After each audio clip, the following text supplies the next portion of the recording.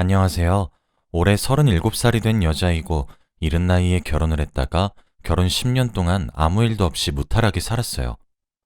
얼마 전 남편의 충격적인 배신으로 이혼을 하게 되었답니다. 저는 20대에 결혼을 했고 그 당시에는 주위 사람들 중에 한 명도 결혼을 했던 사람이 없어서 많이 망설였지만 그때의 남자친구가 저에게 정말 헌신적이었기 때문에 결혼을 확신할 수 있었죠. 정말 어느 정도였냐면 데이트를 할 때마다 장미꽃 한 송이씩 사와서 저에게 준 것은 기본이었고요. 제가 조금 덜렁거리는 성격이라 음식을 먹으면 많이 흘리고 옷에 묻히면서 먹어요.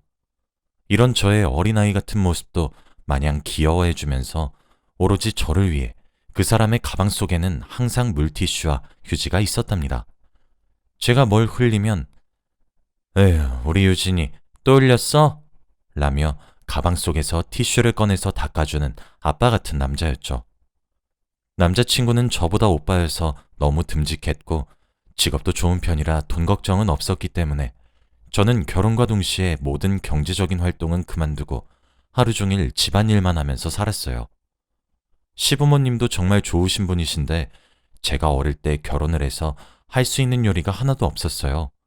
정말 과일도 못 깎았는데 그저 괜찮다고 우리 집안에 저 같은 며느리가 들어온 것만이라도 감사해야 한다면서 어머니께서 다 깎아주셨답니다. 지금은 결혼 생활을 오래 했다 보니 다 할 수는 있지만 그때는 아무것도 할 수 없는 아기 같았죠. 아무튼 결혼을 하고 사람들은 남편이 바뀔 거라고 했는데 남편은 오히려 저에게 더 잘해주었고 하루 종일 붙어 있을 수 있다며 좋아했습니다.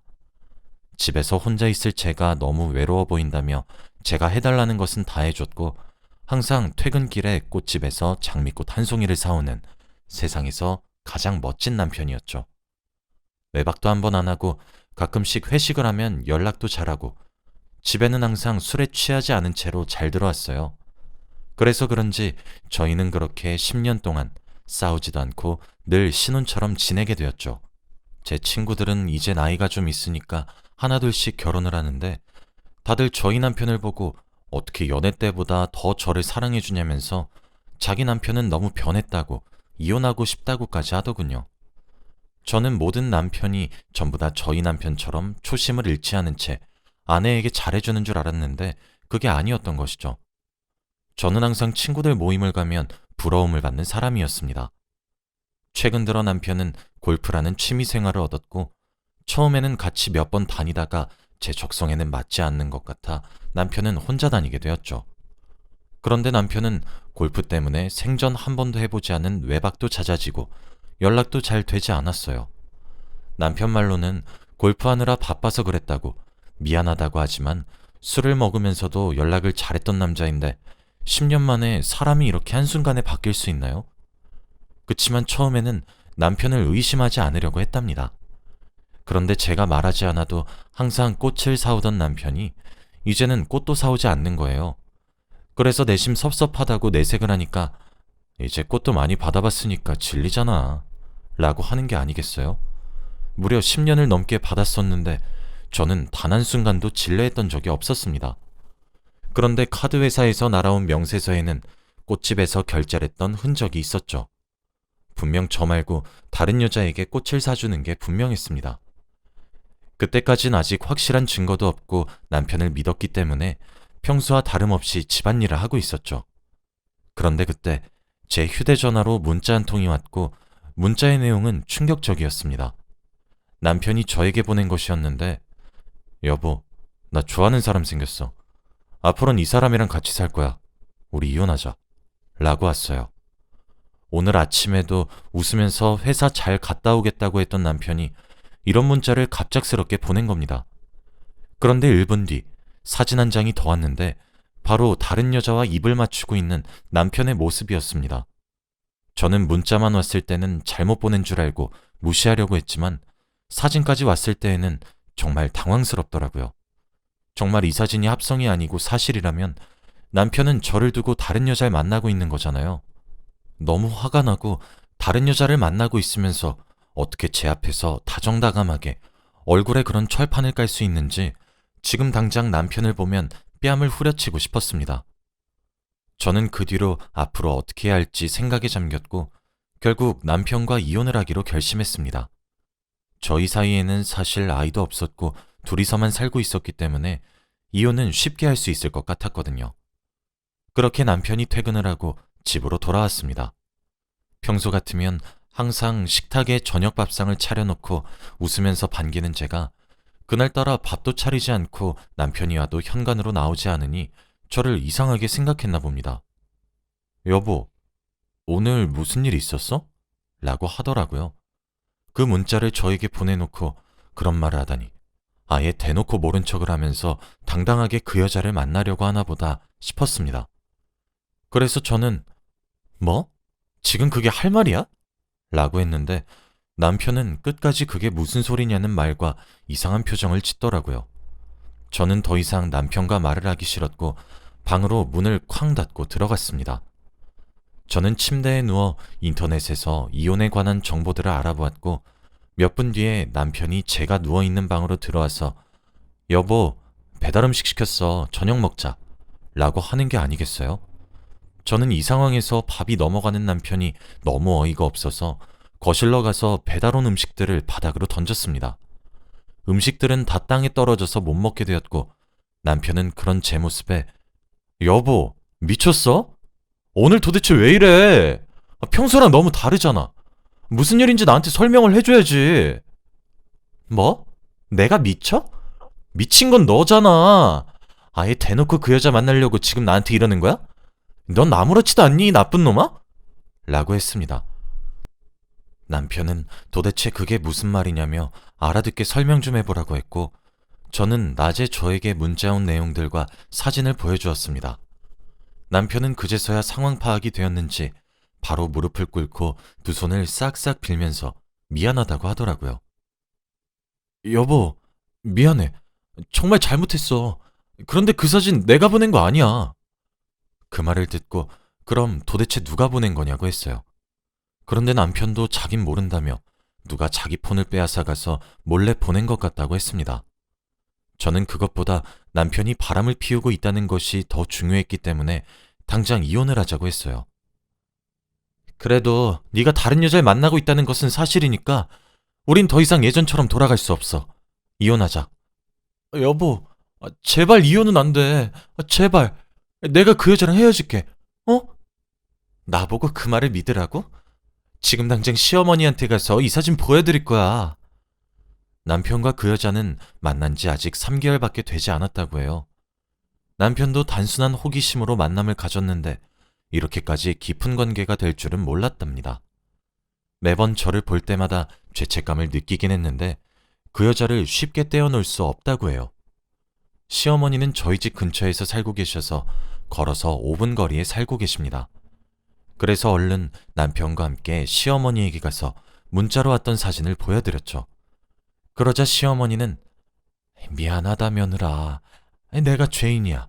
전부 내 잘못이라고. 아들 잘못 키운 내 탓이니까 욕을 하거든 나에게 전부하렴. 정말 미안하다. 라고 하시더라고요. 대부분 시어머니는 아들이 바람을 피운다고 하면 며느리에게 네가 얼마나 매력이 없으면 그러겠니? 라고 하셔서 어머니도 오히려 제 탓을 하실 줄 알았죠. 그런데 저희 어머니는 그러시지 않으셨고 제발 이혼만 하지 말아달라고 부탁했습니다. 아무 죄도 없는 시어머니가 아들 때문에 자기보다 한참 어린 며느리에게 두 손을 싹싹 빌고 있는 모습을 보니 정말 마음이 아프더라고요. 며느라, 내가 죽어서라도 이놈 그 계집애랑 헤어지라고 할 테니 제발 딱 한 번만 우리들 봐주면 안 되겠니? 내가 하라는 거 다 할게. 어? 그래 여보. 나 무조건 헤어질 테니까 제발 한 번만 나 믿어줘. 남편의 말은 귀 기울여 듣지 않았고 시어머니가 그렇게까지 애원하시니 저는 알겠어요 라고 해버렸습니다. 지금 돌아보면 절대 그 선택을 했었으면 안 됐는데 그 당시에는 두 사람이 동시에 저를 붙잡아서 어쩔 수 없었습니다. 그렇게 남편은 저의 마음을 겨우 되돌리고 나서 다시 평소처럼 돌아왔습니다. 예전같이 퇴근 후에는 계속 장미꽃을 사왔고 외박도 안 해요. 골프는 예전만큼 자주 가진 않는데 가끔씩은 갑니다.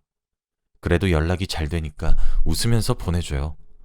저는 일주일 후 남편에게 그래서 그 여자랑 헤어졌어? 라고 물었죠. 그런데 남편은 헛기침을 했고 음, 그럼 당연하지. 내 인생의 여자는 우리 여보밖에 없어. 라고 하는 겁니다. 사실 그때는 이미 남편에게 배신을 한번 당했던 때라서 남편을 예전만큼 사랑하진 않았어요. 그래? 그럼 증거 보여줘봐. 라고 했고 남편은 휴대폰을 꺼내서 자신의 사진첩, 문자 내용, 전화번호부 등등 모든 내용들을 저에게 다 보여줬습니다.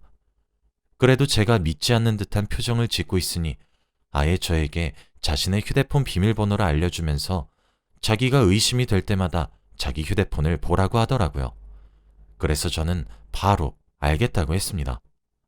아마도 남편은 제가 그것까진 됐다고 거절할 줄 알았나 본데 이렇게 한 번에 알겠다고 하니 조금 당황한 것 같더라고요. 그래도 제 눈에는 남편이 자기의 노력을 제가 알아주길 바라는 것 같았고 남편이 변해가는 모습이 제 눈에도 보이니 저도 다시 예전처럼 남편과 잘 지내보려고 했답니다. 그런데 며칠 뒤 모르는 전화번호로 전화가 걸려오더라고요. 저는 원래 모르는 번호로 걸려온 전화는 받지 않는데 제가 전화를 무시하니 그 번호로만 무려 20통이 나왔습니다. 그래서 어쩔 수 없이 받으니 여보세요? 안녕하세요. 저 누군지 아세요? 네? 그쪽이 저한테 전화하셨잖아요. 저 그쪽 남편 여자친구예요. 그 전화는 사진 속에 있던 상간녀였습니다. 그 사람은 당당하게 저에게 전화까지 걸었고 그때 그 문자랑 사진 제가 보낸 거예요. 라고 하는 겁니다. 오빠가 많이 취했어서 제가 그쪽한테 보냈어요. 근데요? 근데요라뇨. 제가 지금 당신 남편이 만나는 여자라고 하는데 놀라지도 않으시네요. 근데 지금은 헤어졌다고 했는데요? 네? 무슨 소리예요? 오빠 지금 저희 집에서 씻고 있는데? 저는 정말 어이가 없었죠. 남편은 골프를 하러 간다고 했는데 헤어졌다는 그 여자 집에서 샤워를 하고 있었습니다. 그러면 지금까지 저에게 골프를 하러 갔다고 했던 건 다 거짓말이었던 것이죠. 그 여자는 전화를 뚝 끊었고 남편은 그날 저에게 말도 없이 외박을 했습니다. 도저히 참을 수 없는 분노에 다음날 해가 뜨자마자 그 여자에게 상간녀 소송을 걸었어요. 당연히 변호사도 선임했고 사진과 문자, 그리고 통화 내용까지 다 증거물이 있었기 때문에 쉽게 소송을 진행할 수 있었죠. 소송을 하면서 그 여자의 얼굴을 보았는데 그 여자는 20대고 얼굴도 정말 예뻤고 몸매도 정말 좋더라고요. 30대 후반인 저는 조금 자존심이 상했습니다. 아무튼 저는 그 여자에게 위자료를 굉장히 많이 청구했는데도 불구하고 그 여자는 아무 말 하지 않고 순순히 위자료를 지불하겠다고 하더라고요. 무려 2천만 원이나 됐는데 말입니다.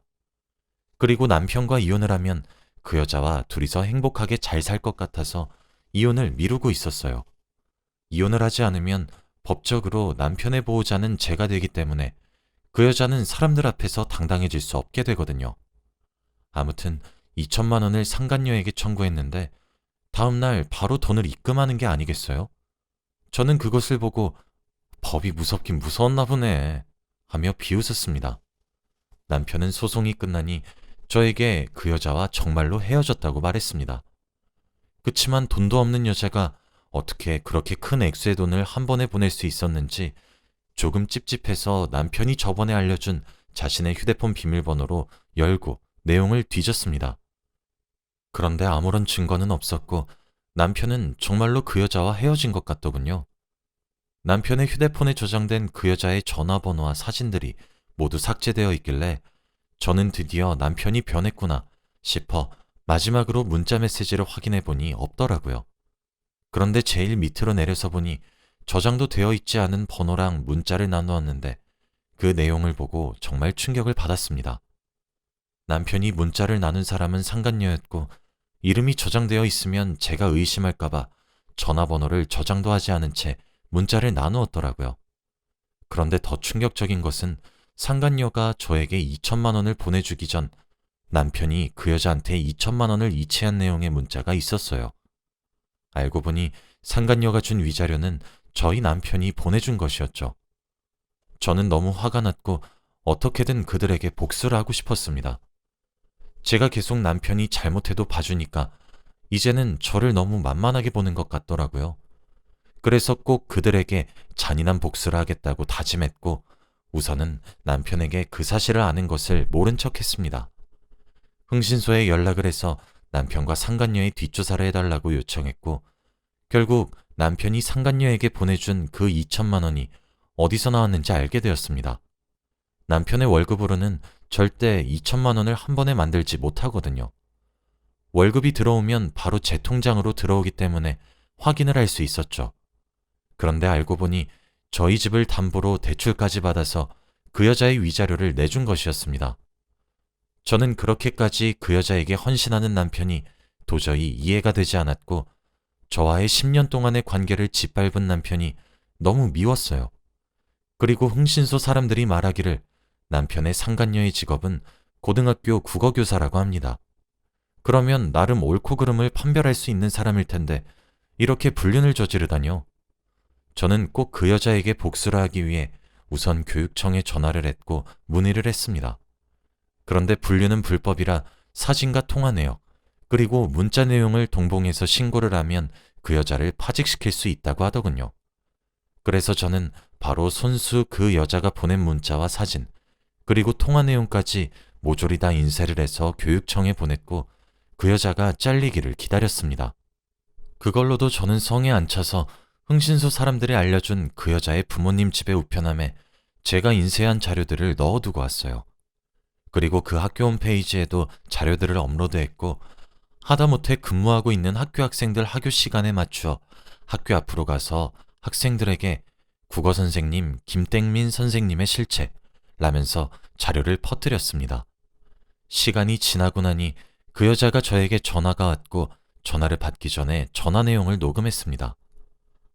당신 미쳤어? 기어이 내 일자리까지 뺏어야 했니? 정말 끔찍하다.